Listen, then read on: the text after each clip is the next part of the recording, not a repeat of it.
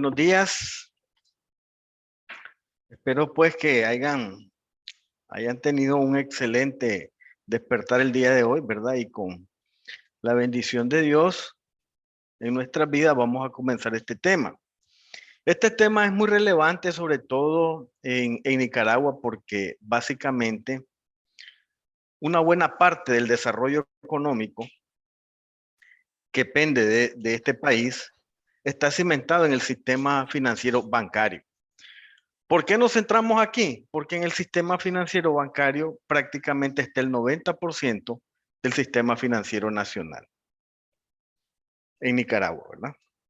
Aunque somos un país que tiene un nivel de bancarización bastante bajo, sin embargo, tiene, digamos, estabilidad, o por lo menos ha mostrado estabilidad, producto de la congruencia que existe en las políticas económicas, macroeconómicas y las políticas bancarias en ese aspecto desde su marco normativo. Entonces vamos a empezar.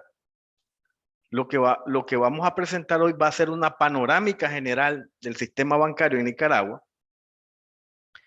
de los últimos años. Pero además vamos a presentar un enfoque a través de Camel de la manera más sencilla y más general para conocer cuál es el nivel o la calificación que de acuerdo a esta metodología tiene el sistema bancario.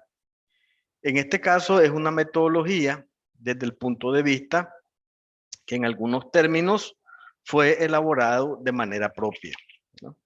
Entonces vamos a empezar a exponer este tema, pues, que creo que es interesante para los profesionales que nos dedicamos a este tipo de actividad económica. Me avisan si están viendo la pantalla, por favor.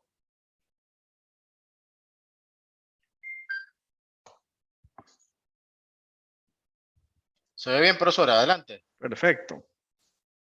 Entonces, los bancos, efectivamente, la actividad que realiza se llama intermediación financiera.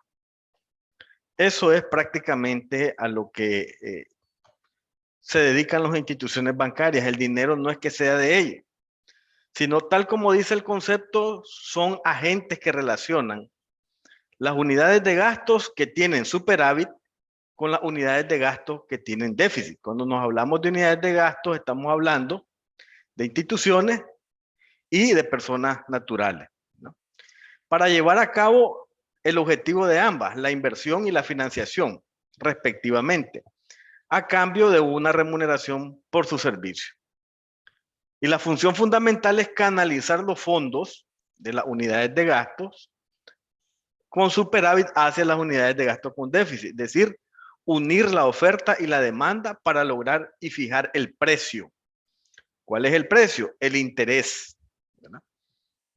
Y el propósito de la intermediación financiera es el margen de ganancia o el margen financiero. Eso es básicamente. Y la segunda función esencial es cumplir con de contribuir al logro de la estabilidad monetaria. Para que veamos un poco cómo se mueve este aspecto. En Nicaragua, las tasas de interés se establecen, ¿verdad?, a través de mecanismos que el Banco Central propone a través de la oferta monetaria y de dos instrumentos que son fundamentales dentro de la contribución de la formación de la tasa de interés referencial en los bancos. Y estos son los depósitos del Banco Central y las colocaciones de las letras de un día emitidas en Córdoba llamadas operaciones de mercado abierto. Estos dos instrumentos son los que utiliza el Banco Central de Nicaragua para mantener estable la tasa de referencia nacional del sistema bancario. Porque si hubiera subidas y bajadas en determinados periodos de la economía, entonces el sistema bancario sufriría prácticamente un colapso y la gente retiraría sus ahorros cuando las tasas de interés estuvieran bajas y incrementarían sus depósitos cuando subieran. Pero ese punto no se puede dar, ese fenómeno no puede darse porque entonces estamos ahí el vaivén de la composición de los depósitos. ¿Cómo comienza este proceso? Estableciendo una política monetaria. El Banco Central, igual que en Nicaragua y en muchos de los países del mundo, la política monetaria es regida por el Banco Central. Y a partir del comienzo del año en Nicaragua, tratando de no tocar la tasa de interés interbancaria o de referencia, hace dos aspectos fundamentales que ya lo habíamos mencionado. Uno de ellos es el aumento de los depósitos del gobierno central en el Banco Central de Nicaragua y el otro es la colocación en el mercado de operaciones abiertas, ¿verdad? Hay que hacer mención que la tasa de referencia en Nicaragua, que prácticamente la tasa de interés interbancaria es la tasa de referencia de los reportes monetarios, facilitan la liquidez a las entidades financieras y se ha mantenido congelada desde marzo del 2021 en 3.5%.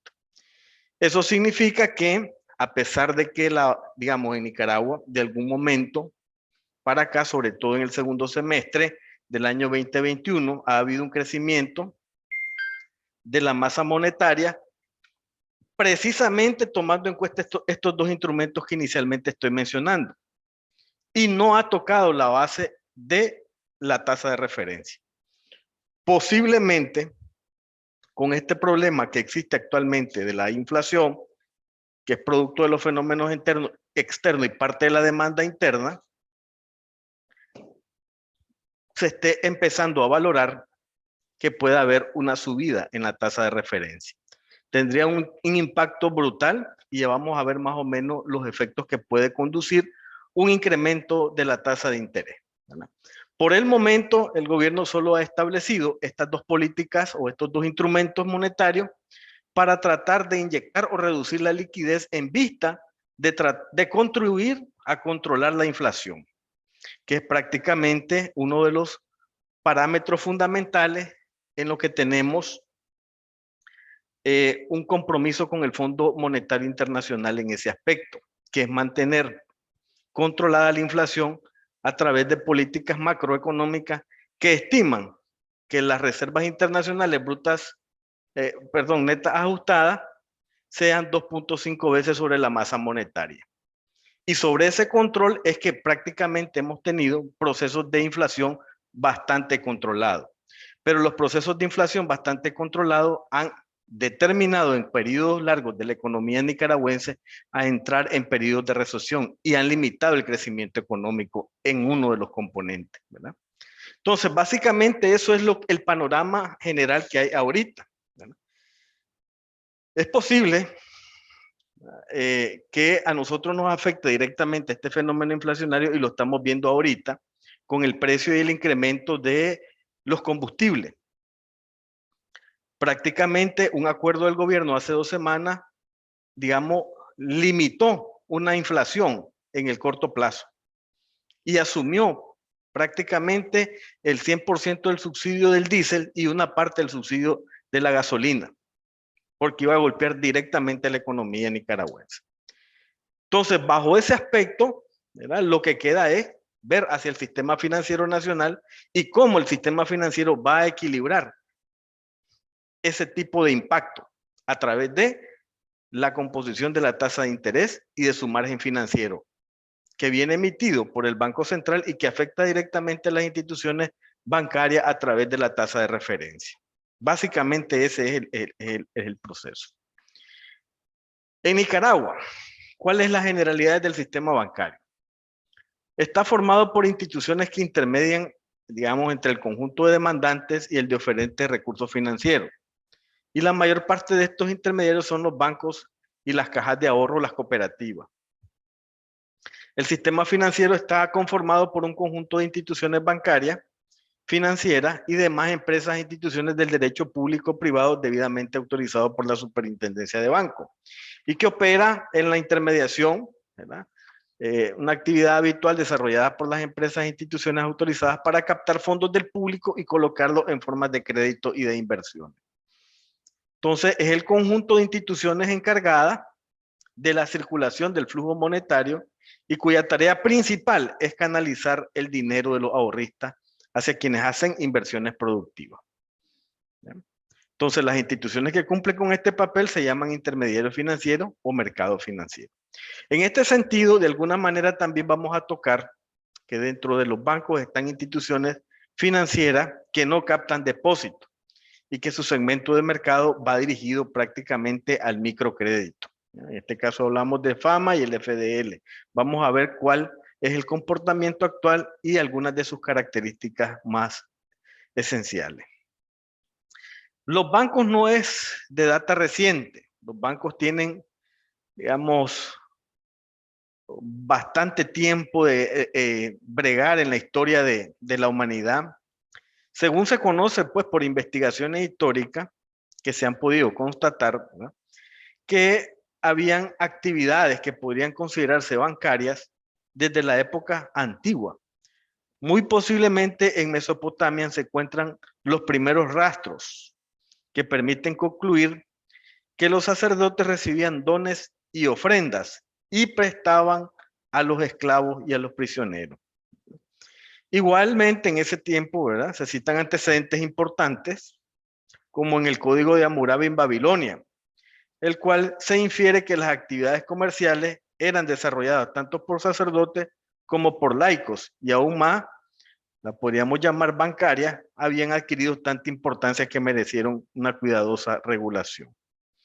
Entonces, el sistema bancario, el sistema financiero, no ha existido recientemente, pues no es de los años 1900, no, ya existe de mucho antes, incluso antes de la llegada de los españoles en Nicaragua.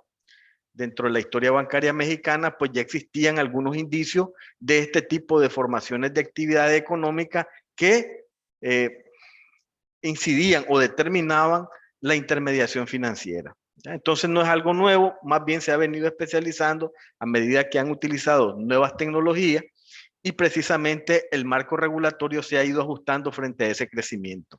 Igual ha pasado en Nicaragua, ¿verdad?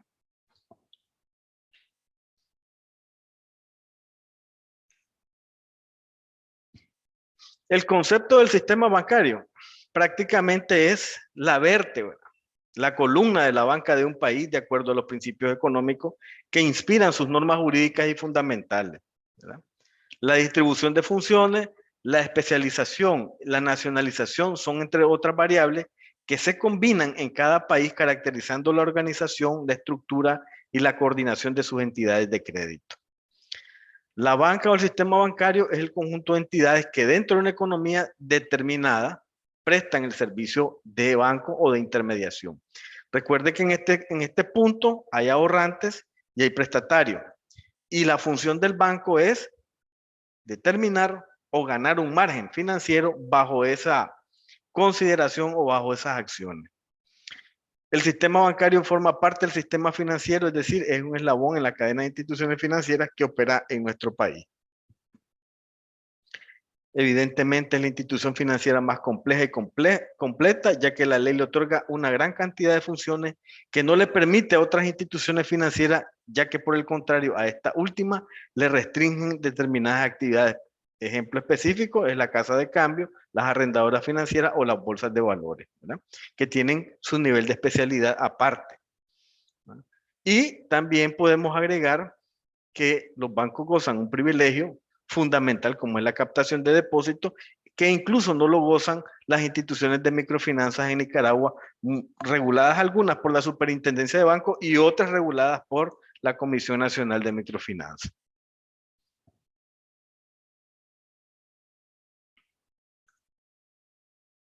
¿Con cuánto se abre? ¿Cuánto es el capital mínimo? Según las últimas normas de actualización de capital, las instituciones financieras que se dedican a captar, recibir depósitos en forma habitual o fondos del público o de proveedores externos, con el objetivo de dar préstamos, descontar descuentos, realizar inversiones, proceder a intermediación financiera, hacer rentar dinero y generar o realizar toda otra operación que la ley le permita, Estas se clasifican en la Superintendencia de Banco, solo los bancos captan depósitos, y la Comisión Nacional de Microfinanzas. Esta no puede captar depósitos, ya lo habíamos mencionado anteriormente. Para abrir una institución de microfinanzas, por ejemplo, el patrimonio del capital social debe de ser 7.7 millones de córdobas. La sociedad financiera, como en este caso, en el sistema nuestro, el FDL y FAMA, 65.621.000 debe de ser el capital mínimo. Y las entidades bancarias, de acuerdo a la última resolución, son 397.702.000. Con eso es lo mínimo aceptable para poder empezar a operar como una institución bancaria, más toda la tecnología y el personal que debe estar debidamente capacitado para poder organizar y ordenar las actividades financieras. De lo contrario, pues es bastante difícil entrar, tiene barreras de entrada bastante serias, amplias y de marco normativo, y no todo el mundo puede accesar. ¿Por qué? Por el nivel de cumplimiento, ¿verdad?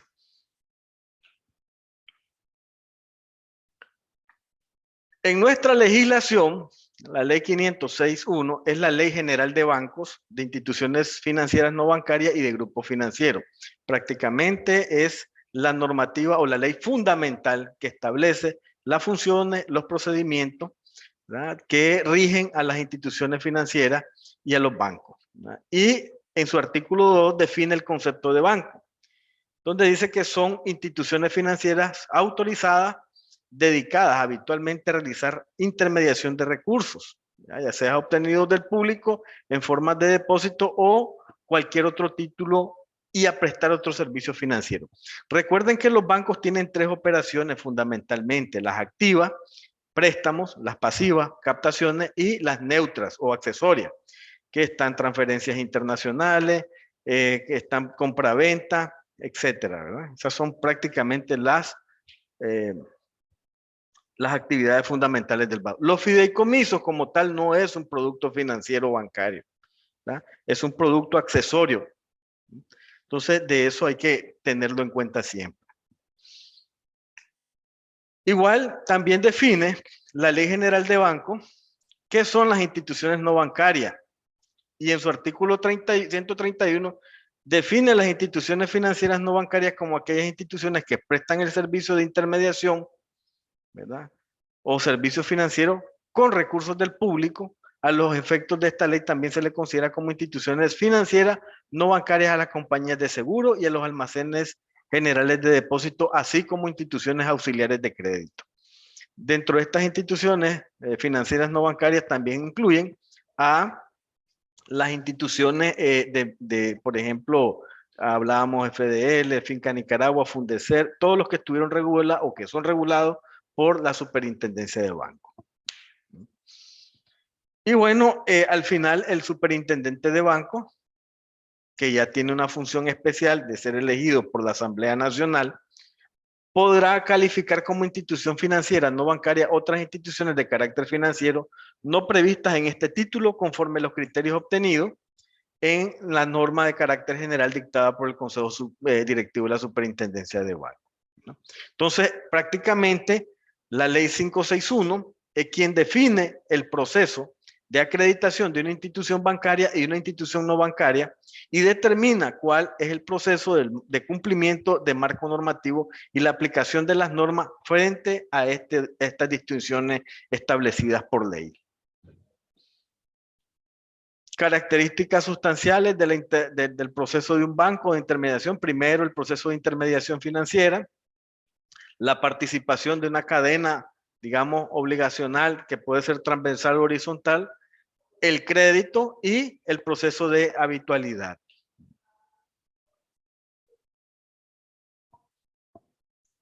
Para que un banco funcione, para que una institución financiera funcione, esto es lo básico: gobierno corporativo. De las instituciones normalmente que han sido, no las que fueron, que tuvieron problemas de quiebra, porque detrás de los problemas de quiebra hubieron otros aspectos que no se tomaron en cuenta, ¿verdad? Estas instituciones que estaban en quiebra, muchas de ellas, les voy a dar un dato así específico porque le di seguimiento en su tiempo, fue Interbank. Interbank tenía unos indicadores bastante buenos y al final pues terminó en quiebra. El BECA, por ejemplo, el Banco Europeo Centroamericano, igual tenía buenos indicadores y quedó en quiebra, ¿no? Otro banco que se me viene a la mente es el Banexpo, igual buenos indicadores y al final pues fueron declarados en quiebra con el objetivo de salvar a los depositantes. Hasta hoy todavía seguimos pagando los nicaragüenses con los impuestos nuestros todas estas quiebras bancarias y creo que anda entre 60 o 70 millones de dólares el pago aprobado anualmente por la Asamblea por este tipo de actividades. ¿Qué pasó ahí? Bueno, hay una historia también bien documentada acerca de lo que pasó con las quiebras bancarias. Pero lo que voy es esto, el gobierno corporativo en las instituciones que no han sufrido este fenómeno de las quiebras ha sido quien al final ha llevado al lastre a las instituciones. ¿Ya? Esos choques internos dentro de la junta directiva es lo que hace el vacío y crea o desquebraja la visión institucional y al final termina saliendo del mercado. Entonces, por eso es fundamental poner mucha atención en el gobierno corporativo. Y tal como dice la Filmina aquí, el slide, el gobierno corporativo es la estructura organizacional de la entidad y debe obedecer a los estándares del sector financiero. En efecto, sea que se trate del sector financiero intermediado o no intermediado, la entidad debe mantener una estructura de gobierno que permita gestionar los riesgos inherentes a dichos mercados. Esto es en su calidad de entidad financiera o como posible emisor o intermediación de valores. Y fundamentalmente hay dos tareas. Primero es la identificación y adecuación de las responsabilidades de los órganos de administración y dirección en materia de gestión de riesgo en los diversos mercados. Y la adecuación de sus manuales y las reglas internas a los nuevos requerimientos del marco de gobierno corporativo. Recuerden que prácticamente los bancos a nivel del mundo tienen un patrón de seguimiento de orientaciones que es a través del Banco Internacional de Pago y en coordinación con Basilea establecen los enfoques de supervisión y de gestión de riesgo. Evidentemente que a eso se retroalimenta a las instituciones financieras de carácter mundial y hacen los ajustes fundamentales y precisos para que puedan seguir gestionando. Una cosa importante en el sistema financiero nacional es la creación de colchones de seguridad para poder asumir las pérdidas esperadas. Y es por eso que hacen mucho énfasis en la parte de la gestión de riesgo, ¿no?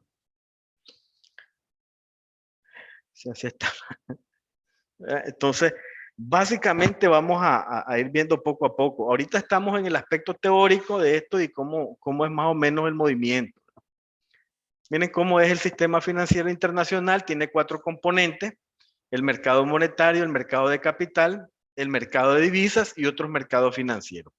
Los mercados de capital son los mercados de mercado de capital bancario, donde están los bancos y otros intermediadores, y los mercados de capital no bancario están mercado de acciones, de renta fija, otros mercados y los mercados de derivados. Prácticamente eso.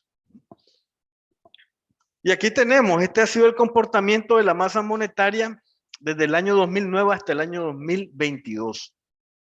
Estamos hablando que nuestra masa monetaria es bastante pequeña. Cerramos en febrero del 2022 en 1.358 millones de dólares. Sin embargo, si ustedes pueden ver aquí, en diciembre llegamos aquí a este repunte, enero y febrero hacia la baja. ¿Por qué? Porque hay que contener la inflación, producto de los eventos externos que ya habíamos hablado.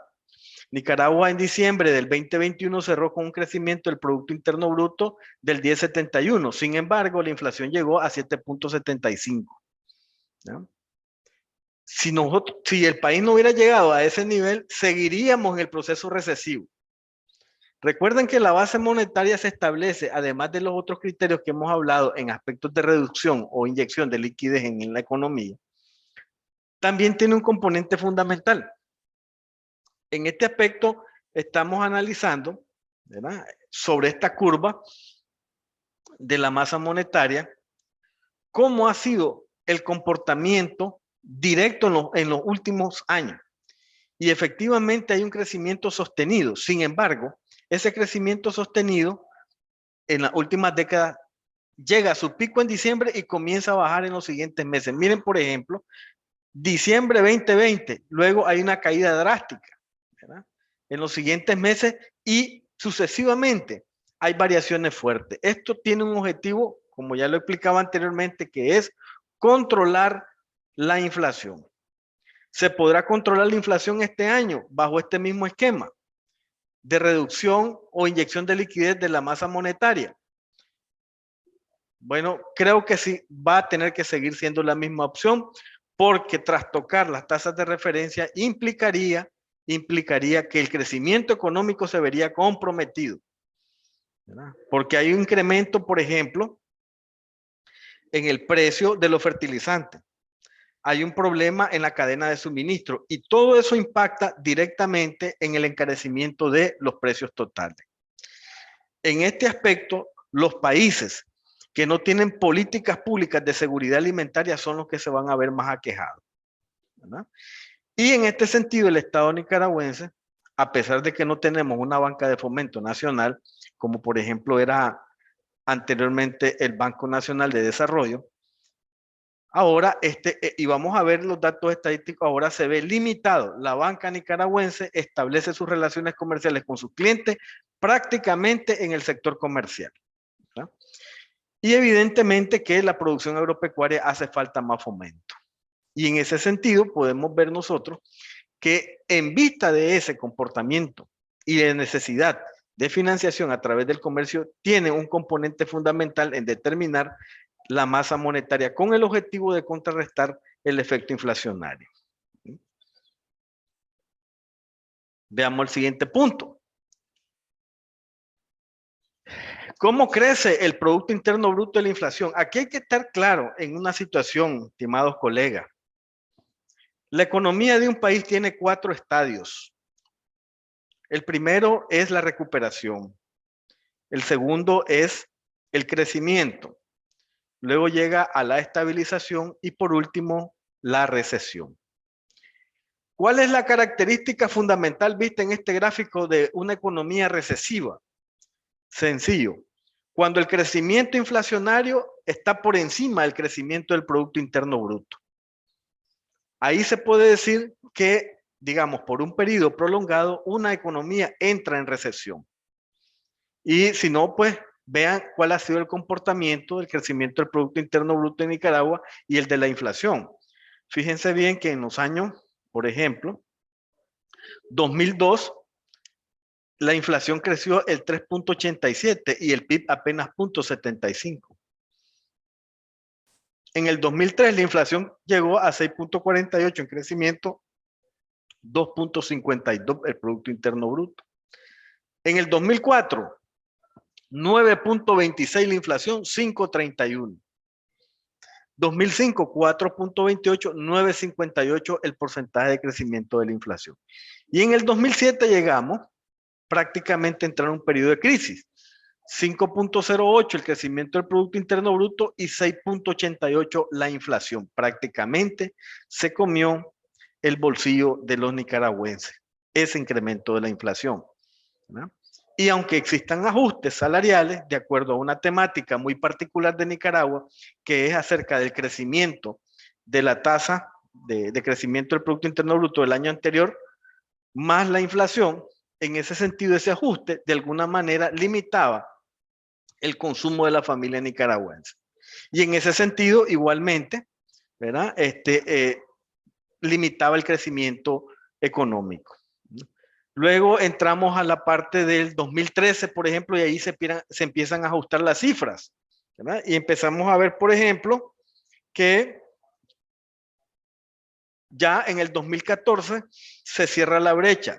4.79 crece el Producto Interno Bruto y 6.48 la inflación. En el 2015, 2016 y 2017 es un periodo soñado. ¿Por qué? Porque ya el Producto Interno Bruto ha pasado por encima de la inflación. En el caso, por ejemplo, de Del 2015, el crecimiento del Producto Interno Bruto fue 4.79 y la inflación 3.05. 4.56 en el 16, 3.13 la inflación. Y en el 17, 5.68 creció el Producto Interno Bruto y 4.63. Luego de los eventos del 18, volvemos a caer en este periodo recesivo que llegamos hasta el año 2020. Es por eso que es importante mantener, ¿verdad?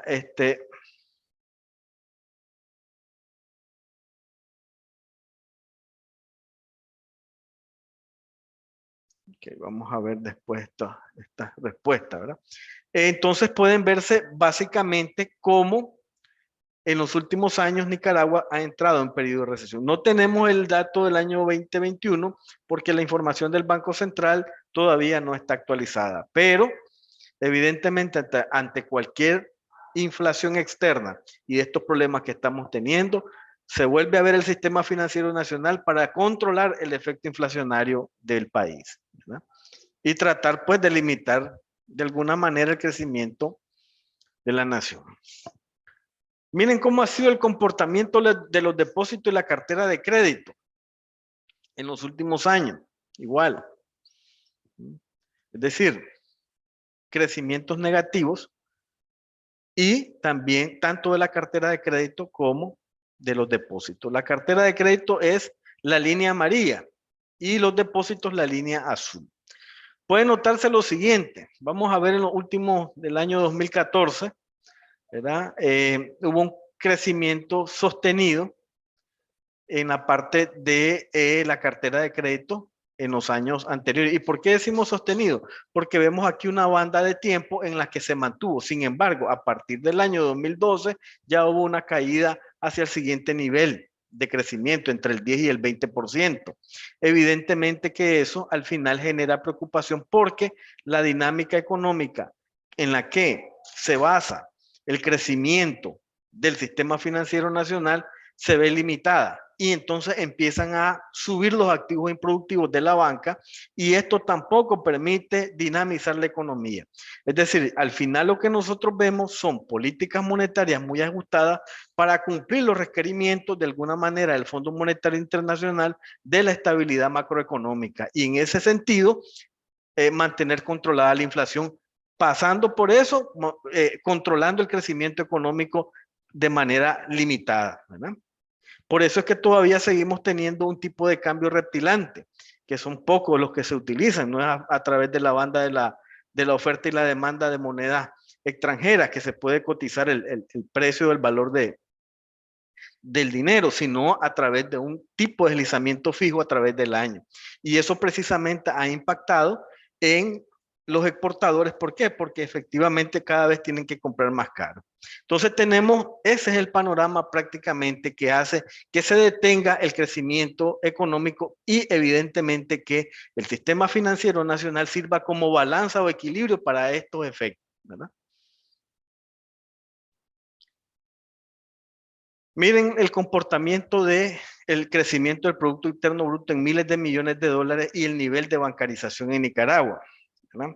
Los niveles de bancarización se determinan a través de varias fórmulas, pues las utilizadas aquí en este cálculo propio ha sido prácticamente el número de sucursales que tienen las instituciones bancarias, también el número de cajeros, las operaciones, y tomando en cuenta todos esos criterios, pues al final tenemos que 35 puntos básicos es el nivel muy por debajo de lo que tiene casi todo el área centroamericana, excepto El Salvador, que está un poco más por debajo de nosotros. Y lo interesante es cómo ha ido creciendo el Producto Interno Bruto en los últimos años, que no corresponde al nivel de bancarización que se ha tomado, que se presenta en esta gráfica, ¿verdad?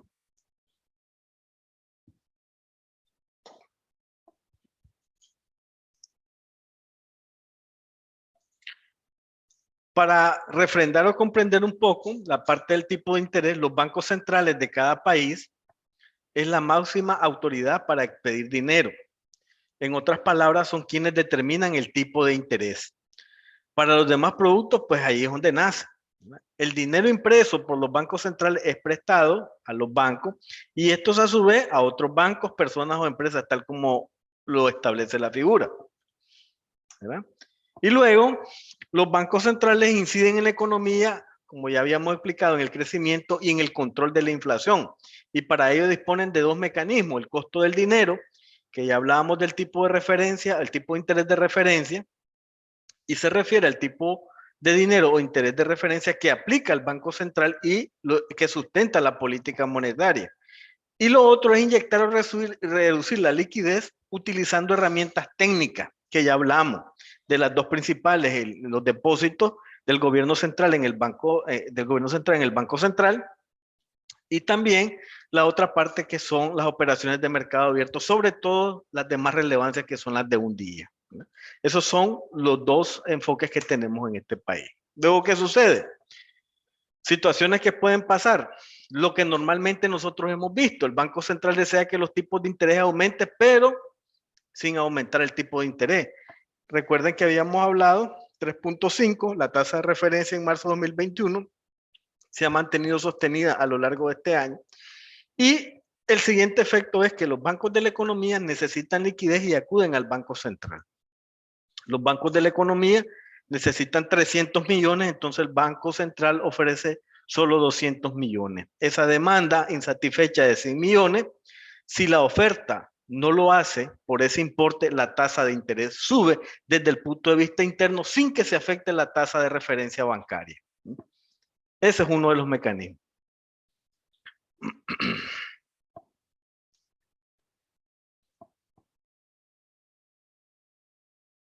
Y al final, ¿qué vemos aquí?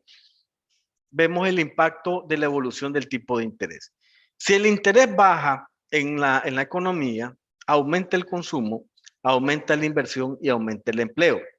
Y si por el contrario el interés sube, también va a afectar estas variables macroeconómicas, disminuyendo el consumo, porque la gente va a pagar más intereses por sus préstamos, disminuyendo la inversión y disminuyendo el empleo.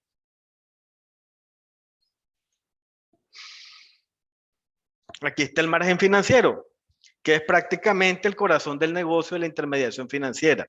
Este es el comportamiento de las tasas activas, las pasivas y el margen entre ellas. En los últimos años, el año pasado, por ejemplo, ¿cómo comenzó? ¿Cómo terminó? La tasa, por ejemplo, activa promedio fue de 10.67 y terminó en 9.79. Disminuyó. La tasa pasiva empezó en 3.50 y terminó en 3.45. Y el margen entre ellos, 7.18 y terminó en 6.34.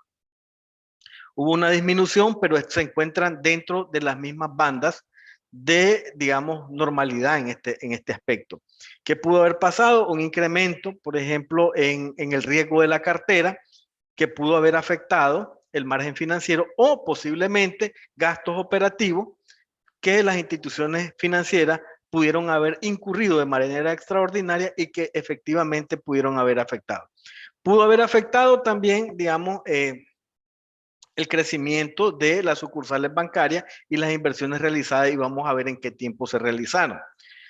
El mayor margen de interés o de margen financiero fue en el mes de octubre, con 8.81%, ¿verdad? La diferencia entre la tasa activa y la tasa pasiva. Por alguien que preguntaba, ahí en las instituciones de microfinanza, aquí están las tasas de interés, no de referencia, sino que las que cobran las instituciones de microfinanza. Oportucredit, por ejemplo, establece la mayor tasa mensual, 28.46%.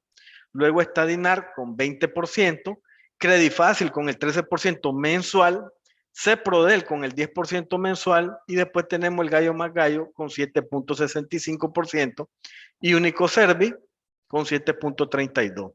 Son tasas de interés bastante fuertes y que van totalmente dirigida a un sector económico que hace una gran aportación al Producto Interno Bruto, y que realmente no existe política actual de subvención frente a esa tasa, porque los mismos proveedores de fondos establecen que para una economía como la nuestra, el subsidio sería un impacto negativo en vez de ser positivo para el crecimiento de las micro, pequeñas y medianas empresas.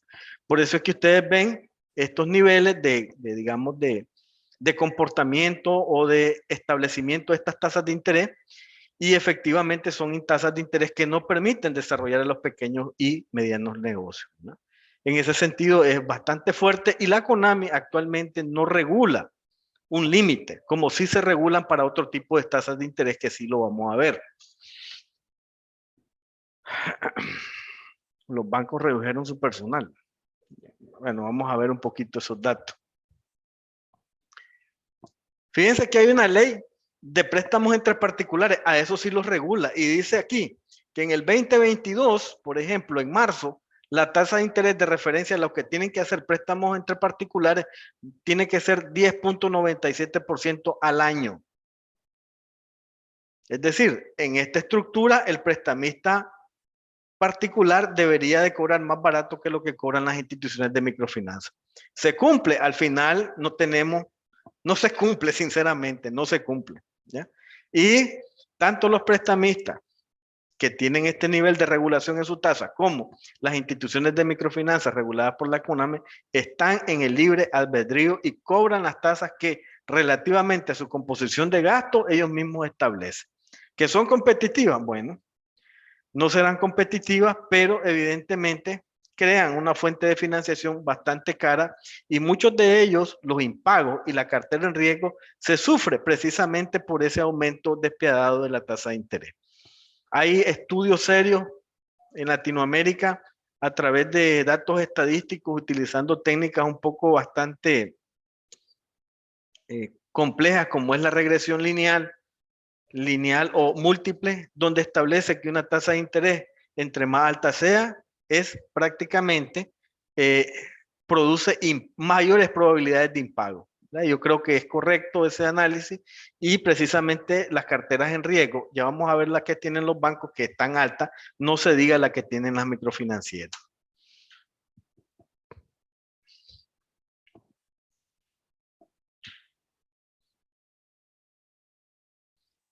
Dice, sí, eso es lo que prestan, 20%, así es. Clasificación del sistema financiero. Bueno, tenemos a los intermediarios financieros, están los bancarios y no bancarios. Los bancos y las instituciones financieras es lo que es nuestro objeto de estudio. Y en los no bancarios están las empresas de inversión y las entidades aseguradoras. En las de inversión, las sociedades de valores y las agencias de valores. El organigrama del sistema de la superintendencia de bancos. Hay un consejo directivo, hay un superintendente de bancos que es elegido por la Asamblea Nacional. En el caso de la CONAMI es elegido por la Presidencia de la República. Y la superintendencia tiene un vicesuperintendente que es el que, digamos, controla la dirección del usuario de servicios financieros y la unidad de planificación estratégica.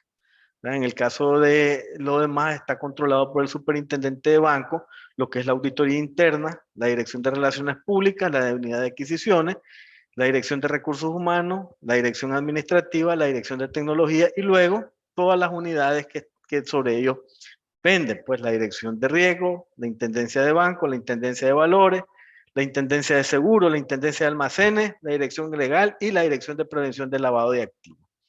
Aquí tenemos en amarillo las máximas autoridades, las áreas técnicas o de apoyo en color gris y en azul las áreas clave o operativas. Aquí hablaba un colega, este ha sido los empleados del sistema bancario en Nicaragua de 2021. En marzo, según esta contabilización, habían 8.422 empleados. Y en diciembre cerraron con 8.689 entre 8.422. Un crecimiento de empleados del 3.1%. Y evidentemente se nota que en cada uno de los tramos hubo un crecimiento, ¿verdad? No hubo decrecimiento primero en 8.422, 8.512, 8.561 y 8.689. Las sucursales bancarias en Nicaragua, ¿cómo están distribuidas? Hay 272 sucursales, según el dato, a diciembre del 2021. Y el centro financiero del país está ubicado en Managua, 102 sucursales, ¿verdad? Sin embargo, si ustedes suman en este cuadrito, que tenemos Chinandega con 17, León con 17, 102 Managua.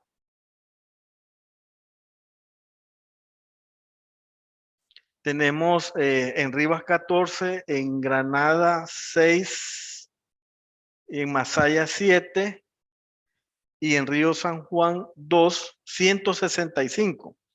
Entre 272, prácticamente el 60% de las sucursales bancarias están sobre esa ruta. ¿Y por qué hacemos esta réplica? Porque estas son las rutas fundamentales de las actividades ilícitas registradas en Nicaragua, ¿verdad? Entonces, ahí está comprometido una buena parte, pues los bancos tienen que ser muy cuidadosos en la parte de prevención del lavado de activos. En cuanto a ventanillas, por ejemplo, hay 244 ventanillas a diciembre del 2021 y evidentemente 108 en Managua, ¿verdad? 108 que prácticamente alrededor del 40% del total que hay a nivel nacional. Y ahí es donde está prácticamente concentrado el centro financiero de este tipo de institución, ¿verdad?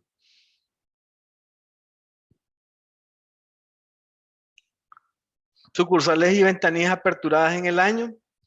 En el año 20 se abrieron, vamos a ver, del 18 se abrieron 7.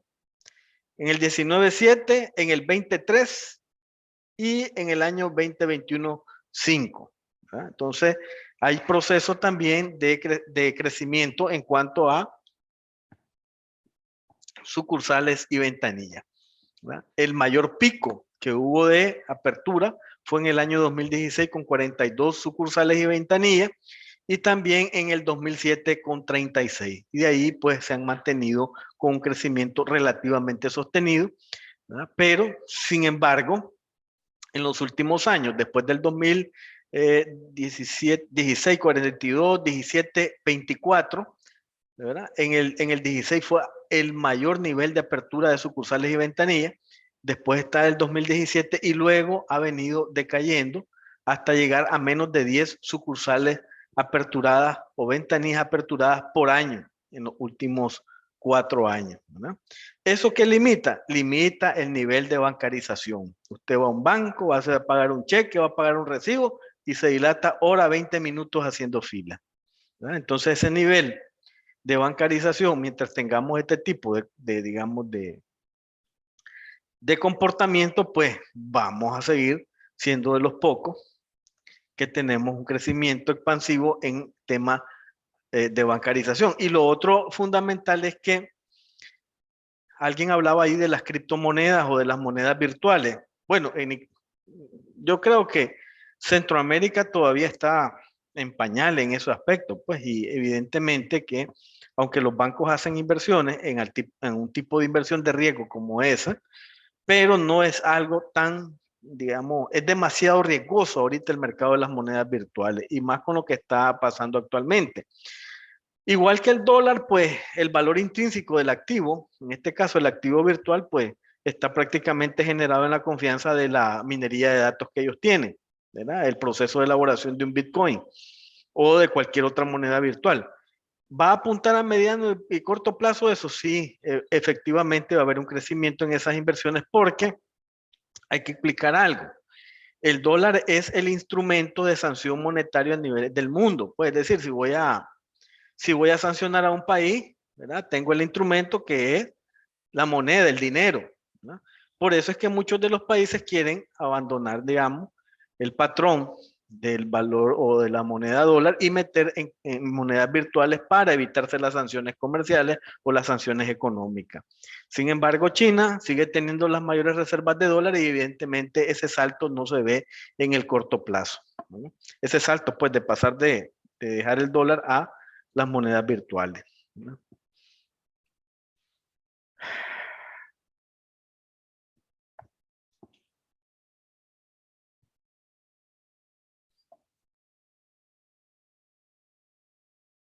A ver, a ver. No tengo, doña Deni, ese dato no lo da por ningún lado. Es decir, esta es información que se saca de la superintendencia de banco y evidentemente no lo da, ¿verdad? Bueno, habría que ir, pues.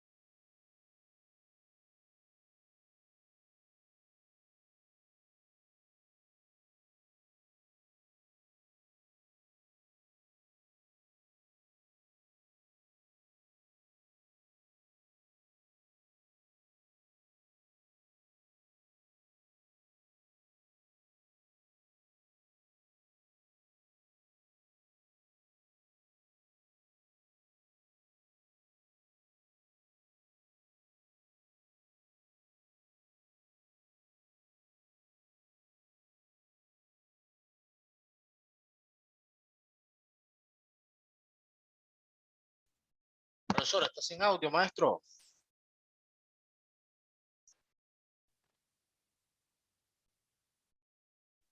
No, aún nada. Permítame, ya llego.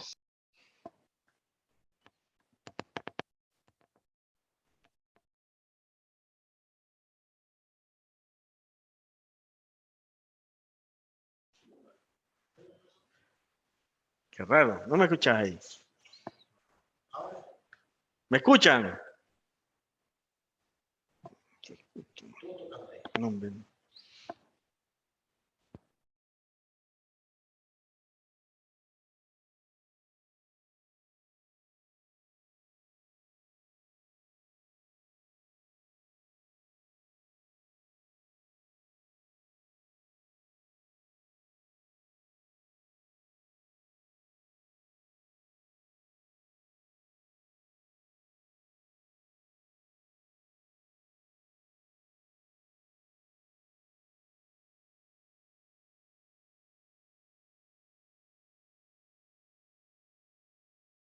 No tengo audio, profesor.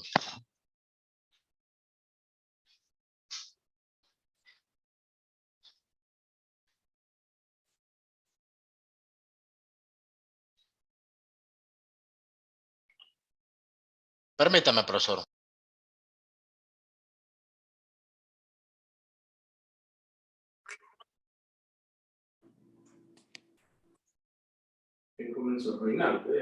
No, está la misma. Lo que pasa es que me salí de esta porque voy a ir a dejar la cosa y voy a terminar de vivir.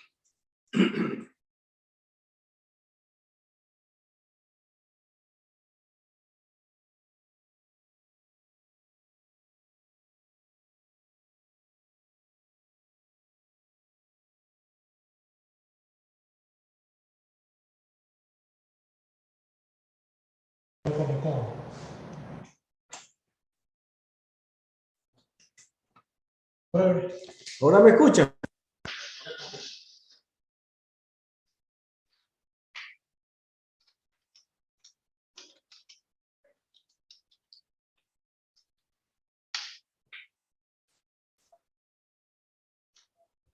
¿Me escuchan? Sí, profesor, se escucha. Ok, perfecto. Entonces seguimos pues viendo la cartera en riesgo. Yo creo que años de años había de no observar. Tal vez se acerca solo un poquito más el auricular, el micrófono. ¿Ahí? Está bien, profesor.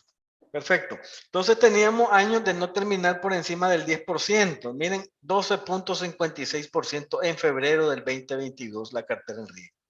La cartera en riesgo para las instituciones bancarias no es más que la suma de los créditos vigentes, prorrogados, reestructurados y vencidos en cobro judicial entre la cartera bruta, ¿no?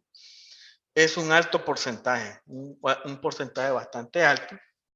Y tenemos las provisiones de cartera a febrero de 2022. Profesor, Diga. disculpe, indican que explique la tabla 1, que no se escuchó cuando la explicó, por favor. ¿Cuál es la tabla 1?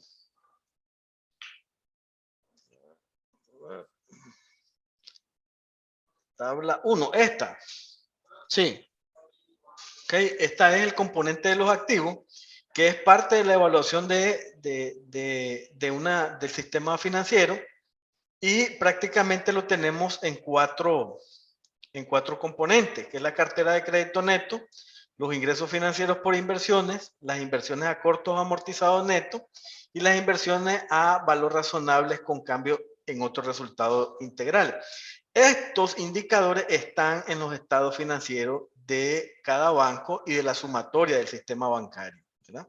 Entonces, solo extraer el monto y dividirlo, ¿verdad?, sobre el total de, digamos, activos y la composición que ellos establecen, ¿verdad? En algunos informes desde el banco, de la superintendencia de banco, ya viene reflejado en porcentaje. En este caso se tuvo que hacer el cálculo, ¿verdad? Cálculo propio en ese aspecto, pues.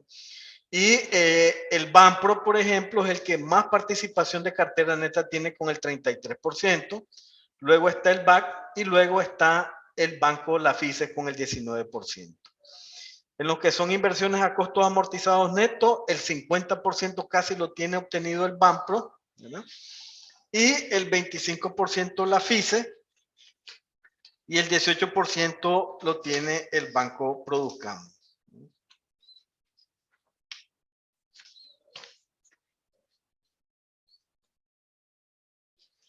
¿Estamos claros ahí? Ok. Si no hay preguntas, seguimos. Ya esta tabla 2 la habíamos definido como la cartera en riesgo en 12.56%. Las provisiones prácticamente está expresado en Córdoba.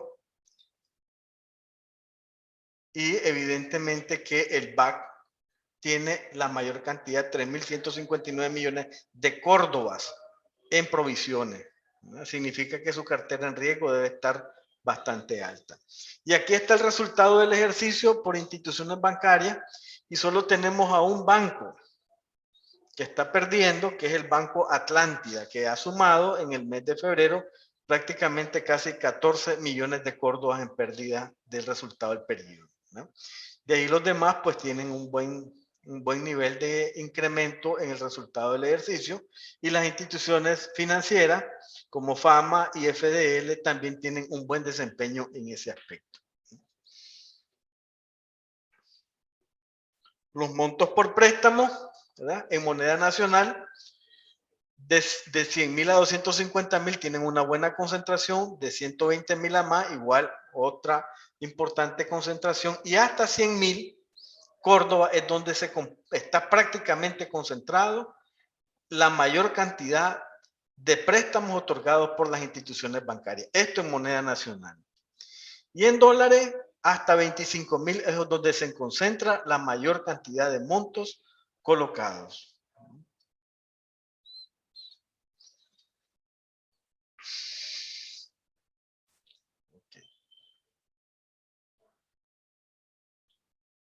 Ya esto ya lo pasamos, ¿verdad? La cartera de crédito neto. Y ahora vamos a ver algunos indicadores respectivos que son fundamentales por cada uno de los años.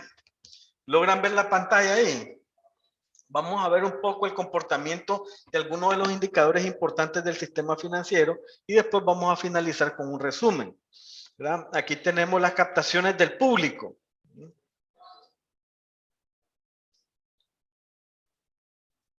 Las captaciones del público desde el año 2019. Miren cómo ha sido el comportamiento.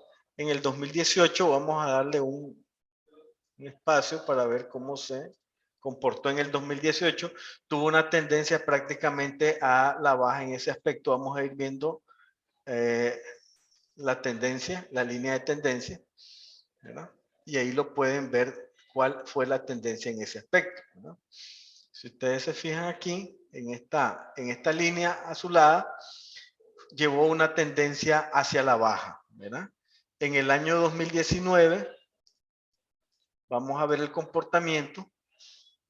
También, miren, hay una tendencia hacia la baja en la captación de depósitos, ¿verdad? Todavía no nos recuperamos de la cantidad de 1.500 millones de dólares que se sacó entre el 2018 y el 2020, en abril, y en ese sentido, pues, seguimos en ese proceso de ir recuperando la confianza en el sistema financiero. En el año 2020, la situación ya cambió. Miren la línea de tendencia que lleva un enfoque hacia el alza, ¿verdad? Y en el 21, igual, llevamos 2 años que llevan el comportamiento de las captaciones de depósito hacia la alza en el sistema financiero bancario. Veamos algunos de los bancos importantes. Por ejemplo, el Banpro, vamos a ver cuál fue el comportamiento de su sistema de depósito. Miren, muy dinámico y con tendencia creciente y al alza. Vamos a ver el BAC, por ejemplo.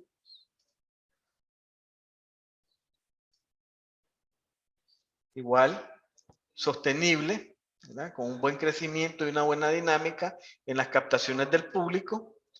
Y la FICE, que es uno de los importantes, lleva el mismo comportamiento. Vamos a ver el año 2022, cuál es digamos, el comportamiento que hay. Y ahí tenemos que también va con una línea creciente en el caso de la FICE. Y en el caso del Banpro, igual, lleva el mismo comportamiento prácticamente debe de ser el mismo comportamiento para el sistema financiero bancario.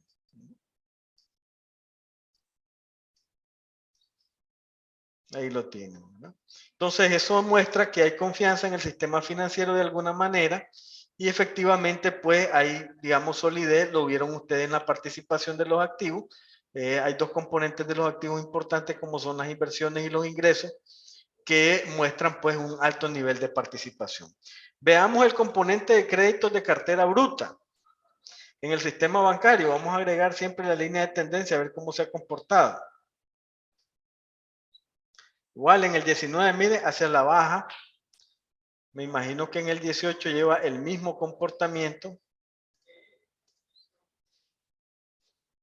El sistema bancario sufrió, digamos, una caída fundamental. Muchos créditos fueron reestructurados. También incrementó la provisión y también incrementaron los créditos saneados. En el 2020, no lleva la misma tendencia de los depósitos. Vean aquí, la cartera de crédito sigue a la baja. Y en el 21 ya empieza a haber cierta recuperación y efectivamente se ve trasladado esa recuperación de cartera en la dinámica económica que permite el crecimiento económico actual. ¿Verdad? Veamos algunos bancos. Vamos a ver el BAC, el comportamiento de su cartera en el año 2021 va con un crecimiento sostenible y de alza en este aspecto.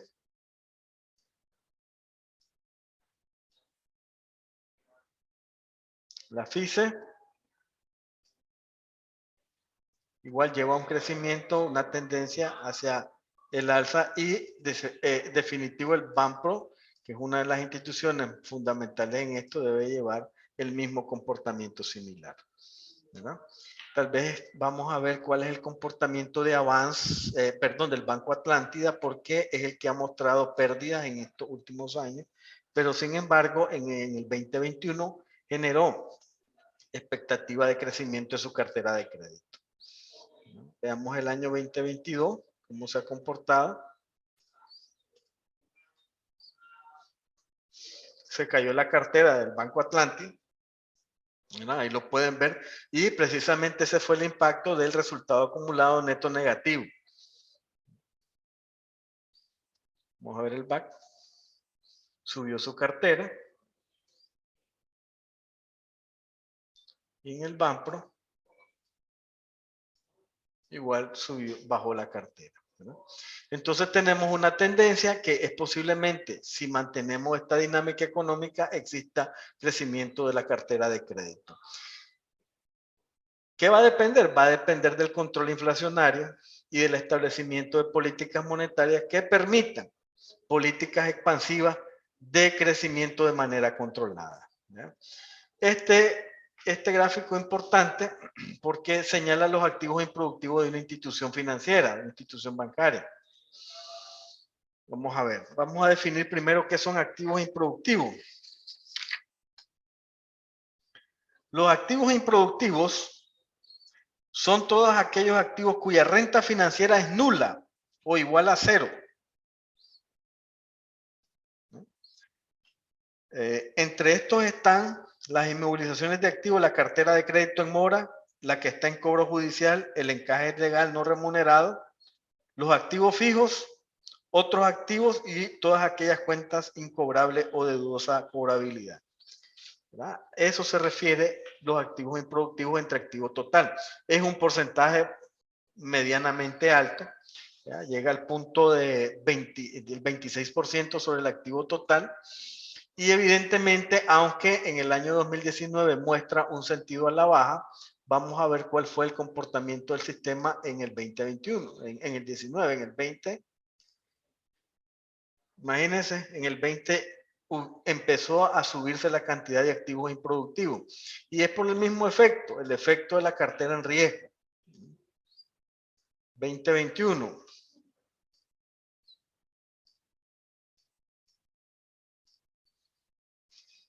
Igual, aunque se ve una línea bastante estable, sin embargo, la perspectiva es de alza, de incrementar los activos improductivos sobre los activos totales,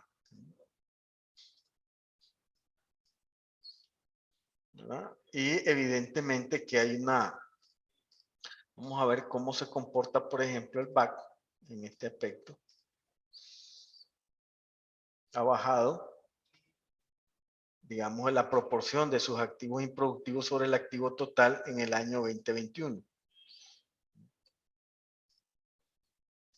Y la FICE igual ha bajado los indicadores de activos improductivos.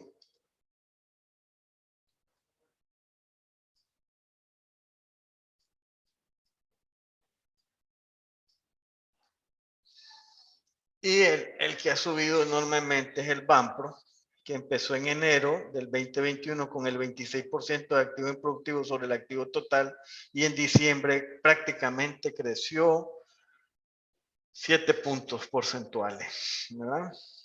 Subió bastante esta participación, seguramente decrecieron en la actividad de crecimiento de cartera. Vamos a ver la cartera bruta, ¿verdad? Del Banpro en el 2021.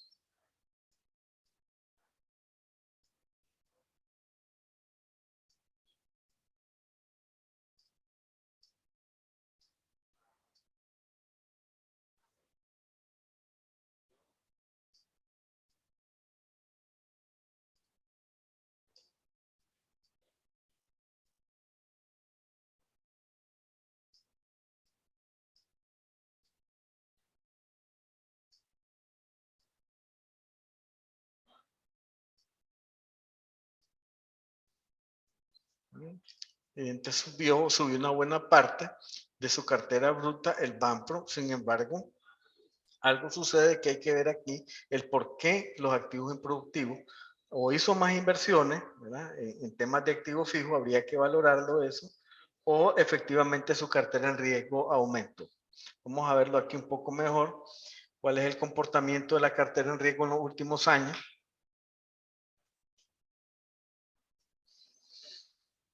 En el año 2019 la cartera en riesgo tuvo un componente hacia el alza en el sistema financiero, ¿no? Vamos a ver cómo se comportó en el año 2020.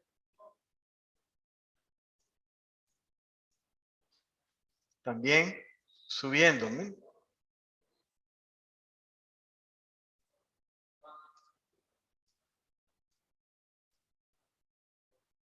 Una baja en el año 2021 bastante importante del punto 17 al punto 13, mayor control de morosidad si hablamos en temas de gestión de riesgo de crédito.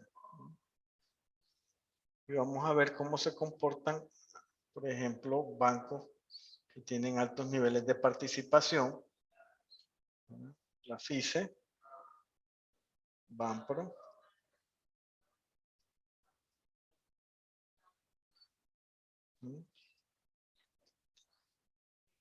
Aquí tenemos el comportamiento igual, en el caso de Banpro, tiene una estabilidad en el comportamiento de su cartera en riesgo, ¿verdad? El BAC sí tiene un porcentaje importante en la parte de cartera en riesgo, prácticamente tiene 19% de cartera en riesgo, es decir, el 80% de sus clientes están en crédito vigente. Esos son indicadores demasiado altos para un sistema financiero nacional. En el caso del BAC igual, en el caso de la FICE, tiene el 16%, empezó en el 23%. Se nota que hay una tendencia hacia a bajar y controlar, ¿verdad? El tema de cartera en riesgo. Sin embargo, estos indicadores para una institución bancaria o un sistema financiero bancario es demasiado alto. Porque solo vos te pusieron el punto, los 5 puntos del mapa. Okay. En el Drive no está el archivo de Excel. No. Se los vamos a mandar, los vamos a compartir, ¿verdad? Comportamiento de la cartera en riesgo sobre la cartera bruta. ¿Ah? Hay incremento en el año 2019. En el 20 ya hay una baja. Es decir, se nota pues que en el tema de depósitos ha habido una confianza en el sistema financiero y han aumentado las captaciones, tal como lo vimos en el gráfico. Sin embargo, en el 2020, por ejemplo, ya en cartera de crédito y nivel de morosidad, sí hay un control en los últimos 2 años. Sin embargo, esos niveles, esos estándares que hay, no aplican prácticamente de manera normal o sana en el sistema financiero. Normalmente estos indicadores andaban rayando entre el 3,5% al 5% en el año 2017. Vamos a ver si tenemos aquí el 17 para ver el comparativo. No tenemos datos en este punto. Y en el 18 sí hubo un descalabro, ¿verdad? Y ahí sí ya tenemos. Miren cuánto quedó en el 19, pues, producto de todo eso, 0,11. ¿verdad? Y luego se llegó a una cartera en riesgo entre cartera bruta hasta el 16%. Lo vigente, el 84%. Para finalizar este dato, vamos a ver la concentración de la cartera de crédito, que es lo que hablábamos fundamentalmente en una de las partes de la presentación. El sistema financiero bancario en el año 2019 concentró prácticamente el 56% de sus desembolsos en la actividad comercial. ¿verdad? En el año 2020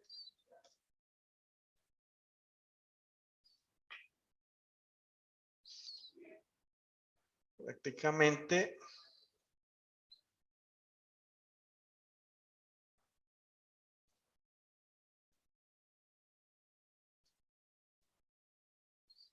ya empezó a diversificar un poco más y pasó del 56 al 45%.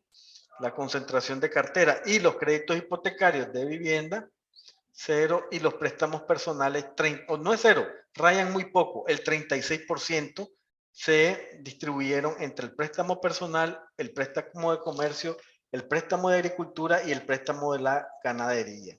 Entre esos rubros sumaron el 98% prácticamente de la concentración de actividades financiadas en el sistema financiero nacional. Vamos a ver en el año 2021, en el 22, prácticamente se mantiene la misma composición. ¿verdad?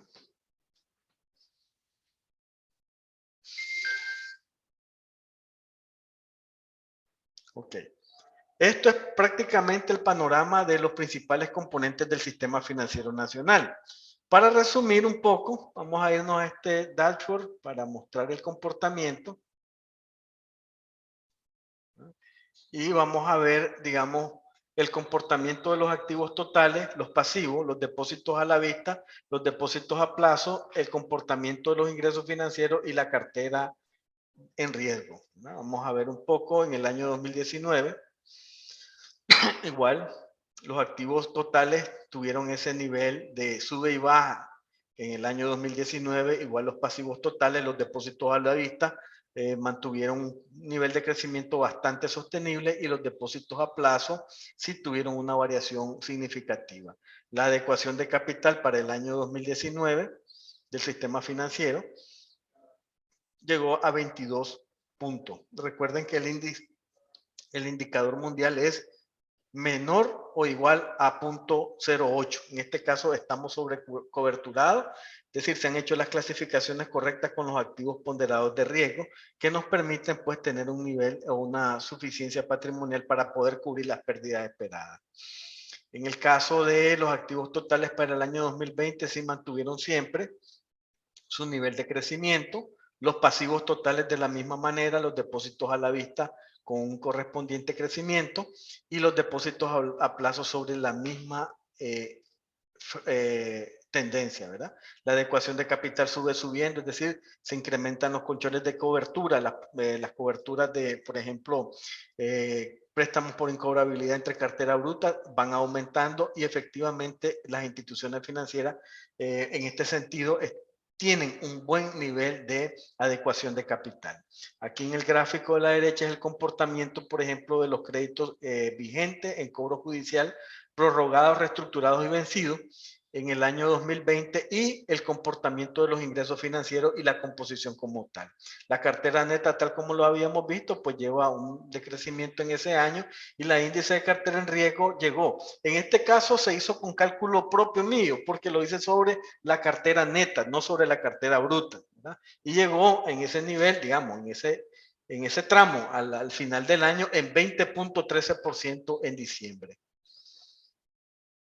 2021, del mismo componente, ahí lo ven pues el comportamiento ascendente, hay una estabilidad en los depósitos a la vista, los depósitos a plazo presentan una curva que se sube, digamos, de manera pronunciada a mediados del año, pero luego empiezan a bajar, ¿no? Y evidentemente la cartera de crédito muestra, ya empieza su fenómeno ascendente para el año 2021 y la cartera en riesgo pasa del 20 a 14.93%. 2022, seguimos con buenos niveles de adecuación de capital. Los activos totales van creciendo en los primeros 2 meses del año, igual los pasivos. Los depósitos a la vista en el mismo comportamiento, ¿verdad? Y la cartera en riesgo en 14.36 ha ido mejorando el control de cobranza y recuperación y la cartera neta prácticamente tuvo un crecimiento de un mes al otro, ¿no?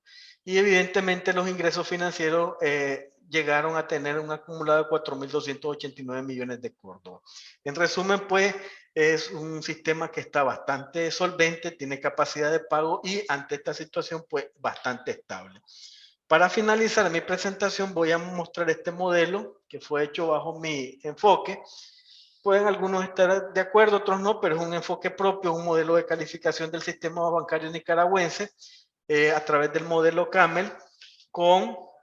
Prácticamente tomamos en cuenta el aspecto de la rentabilidad, la solvencia, la liquidez, la calidad de los activos, ¿verdad? Y la gestión de los datos que reveló el sistema financiero a diciembre del 2021.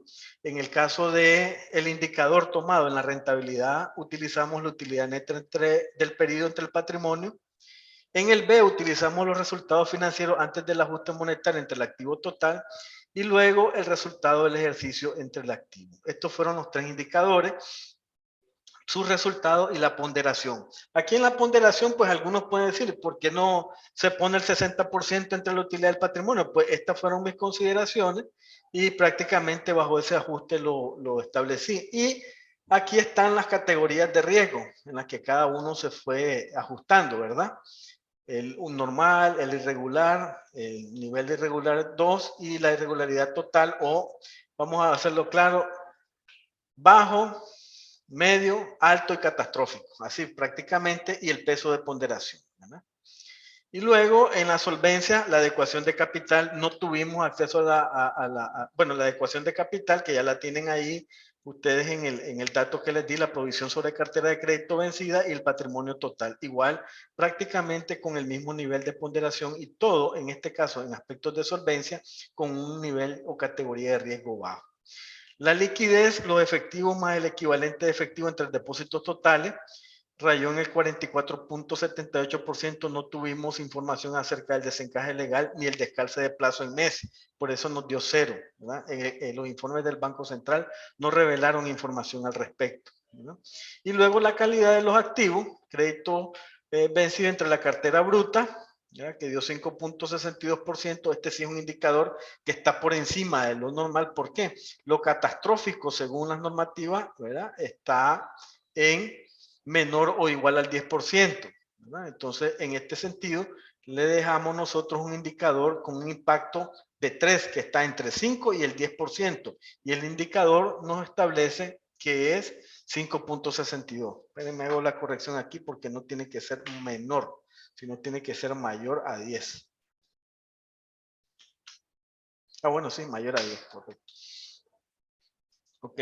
Luego las provisiones sobre cartera de crédito entre cartera bruta, 2.02, con una ponderación del 30%, y los créditos vencidos entre el patrimonio dio 3.03%. Información de la Superintendencia de Banco, todos los aspectos tomados en cuenta aquí. El total de gasto de administración entre activos totales dio un indicador de 3.94, el margen financiero 1.22 sobre los gastos de administración, esto es gestión operativa. Créditos corrientes e inversiones más activo total, aquí solo tomamos el de costo amortizado neto, ¿verdad? No tomamos más por una medida de tendencia y de riesgo, ¿verdad? 4909, y aquí están los indicadores y las calificaciones. Al final de las ponderaciones establecidas nos dio un dato de 1.54 que nos define un sistema financiero con calificación B, que dice que son instituciones bancarias sanas, estables, de riesgo bajo con capacidad de pago, y solo en cambios de extremos y eventuales podría incrementarse el riesgo de la institución. Esto por mi parte es prácticamente la presentación del día de hoy, ¿verdad? Espero que les haya servido para conocer un poco el panorama general del sistema bancario, y pues si tienen algún tipo de aportación, consulta, podemos verlo antes de finalizar la presentación, y agradeciéndoles de antemano toda su ¿cómo se llama? Su atención en este proceso, ¿verdad? Roque, ¿hay pregunta ahí, Roque? ¿O no hay? Seguimos con la misma dinámica ayer.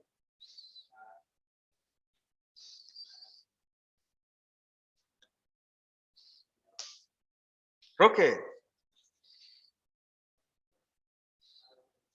Bueno, les agradezco a todos, ¿verdad? Esto es parte de el conocimiento por la experiencia que trabajo.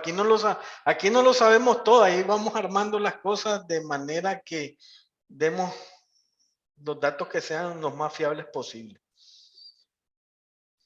Ingeniero, ¿hay pregunta?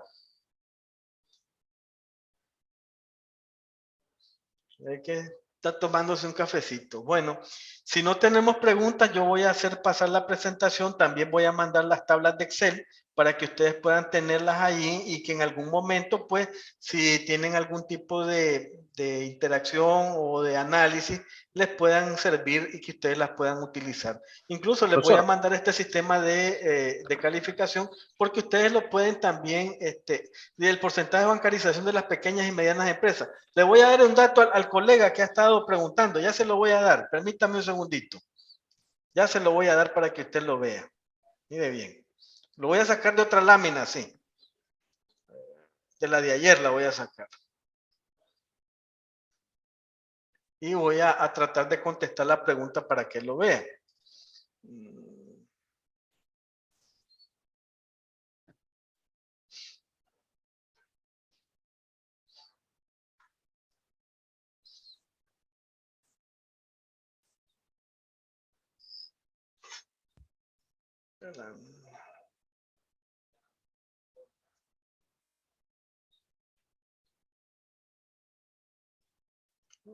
Espérenme un segundito, vamos a buscar.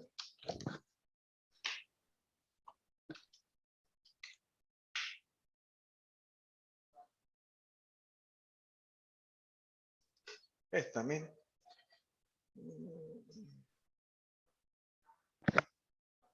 Vamos a ver esta. Quiero darle al colega para que más o menos vea el nivel de bancarización que tenemos. Miren, solo ahí están, ten contenido. La forma de pago en establecimientos pequeños y medianos, 93.4% se hace en efectivo. Y en grandes establecimientos, 55.8%. Prácticamente no hay manera de que no nos quitemos el patrón efectivo, por lo menos en los próximos años. ¿Ya? Y ahí está el nivel de bancarización, que es muy pequeño. Si a nivel nacional hablamos de 35 puntos básicos, en este nivel estamos hablando de niveles de bancarización menores al 10%. ¿Ya? Aquí lo pueden ver, pues sumen las tarjetas 2.2, 2.6, 1.4, 0.3 y 1, y ahí más o menos pueden sacar, vamos a hacer, bueno, ahí lo tienen, pues la diferencia, un 7% aproximadamente, o sea, ¿verdad? Entonces, ahí más o menos espero haberle respondido al colega que preguntaba el nivel de bancarización. ¿Qué pasa con los bancos? Dice que están saliendo con pérdidas. Ahí la super tiene que entrar inmediatamente y ver. Vamos a ver. Les voy a contestar aquí esta parte. Vamos a ver cuánto está el patrimonio de esta institución, ¿verdad? En el caso de, ¿cómo se llama? De En vez de cartera crédito aquí, vamos a buscar el patrimonio. A ver cómo está, a ver qué es lo que puede pasar. Aquí no está. Vamos a ver aquí.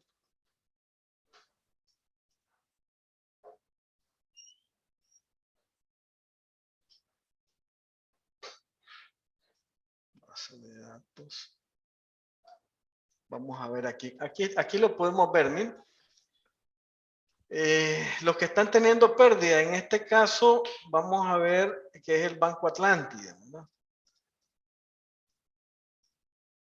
Y dice que son 397 millones. Miren cuánto le queda. Prácticamente ellos tienen de patrimonio 507, tienen un exceso de 110 millones de Córdoba para el año, para el mes de enero y 113 millones de Córdoba para el mes de febrero. ¿Ya? Son 3 millones de dólares y 3 millones 158.284. Debería de ser una campanada de alerta, pienso yo, para la superintendencia de bancos, porque se acerca ya. Si su cartera en riesgo empieza a desmejorar y sus ingresos financieros a decaer y su adecuación de capital o sus activos ponderados de riesgo, digamos, tienen una variación importante en cuanto a su calificación, yo creo que la superintendencia de banco debería de estar poniendo ojo sobre este tipo de bancos, ¿no? Aunque sus números son marginales frente al sistema financiero nacional, pero a veces la confianza se genera a través de esas pequeñas, digamos, percepciones que tiene la gente cuando ve que ya una institución bancaria empieza a quebrar. Recuerden que el Banco Atlántida ha tenido licencia para operar no desde ahorita, sino desde hace mucho tiempo, ¿no? Aquí tiene, Henry está dando un link para ver un informe macroeconómico de Nicaragua, ¿verdad? Y sería bueno verlo y revisarlo, que le sirva de complemento con esta información que tenemos. No es recomendable realizar inversiones en este banco. No, no para nada, menos que vayan a abrir una cuenta, ¿verdad? Este banco es como el banco del Istmo, no me acuerdo cuál era ese banco. Ah, claro, puede ser, ¿verdad? Que de alguna manera en algún momento haya sido aprobado con algún propósito en especial, pero al final, pues, sí, desde el 2018 estaba autorizado el Banco Atlántida, sí, desde hace mucho tiempo, pero pasó un año sin operar, hasta después vinieron ya, después de los eventos empezaron a hacer sus primeras incursiones y sus primeras inversiones, ¿no?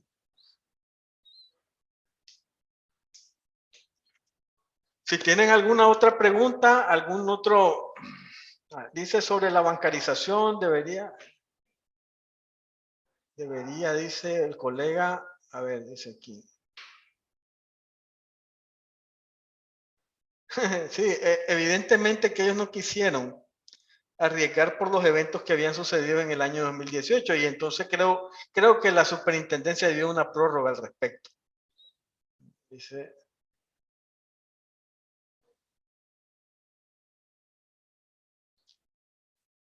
ok. Bueno, no sé si hay alguna otra pregunta ahí para que, a ver. Si no hay preguntas, pues por mi parte, como siempre, Profesor, agradeciendo al auditorio. Sí, maestro, en la parte de preguntas y respuestas, ¿ya les contestó? sí, he estado viendo alguna. En la parte de Sí. preguntas y respuestas he estado viendo alguna. A ley de Rojas, ya están todas contestadas. Sí, según la perspectiva, dice, ¿usted cree que va a seguir así o tenga más tiempo para operar? La superintendencia va a ejercer un proceso de supervisión más continuo con el Banco Atlántida y evidentemente van a ver estos numeritos, ¿verdad?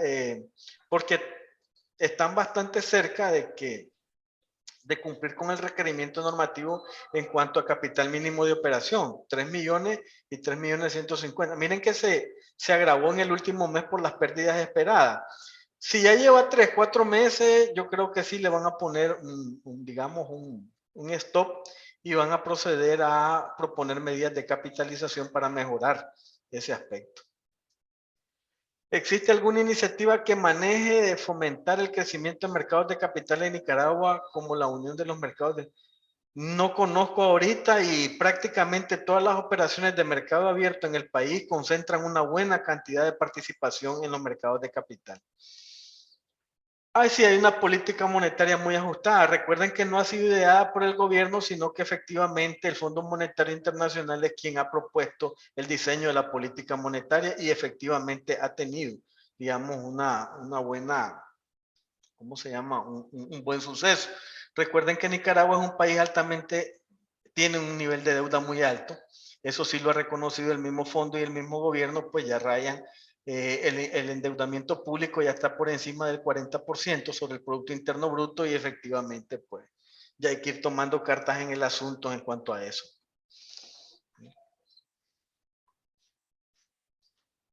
Y todavía les digo algo.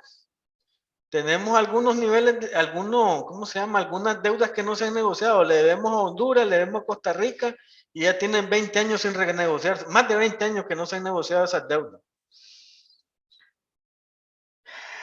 ¿A qué se debe la CONAMI? Pues fíjense que ahí sí no les podría responder, pero tal como ustedes tienen su preocupación, no sé por qué todavía no regulan, ¿verdad? La tasa de interés. Puede ser de que, para que no los tilden de que quieren mantener control sobre las tasas de interés, pero si tienen control o definen la tasa de interés de los préstamos entre particulares, es decir, cuál sería el efecto negativo en tener un control sobre la tasa de financiamiento para las pequeñas y medianas empresas.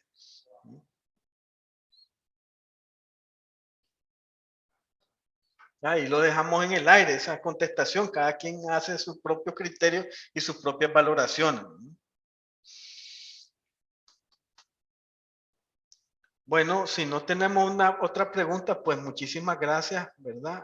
Por todos sus conocimientos, sus participaciones.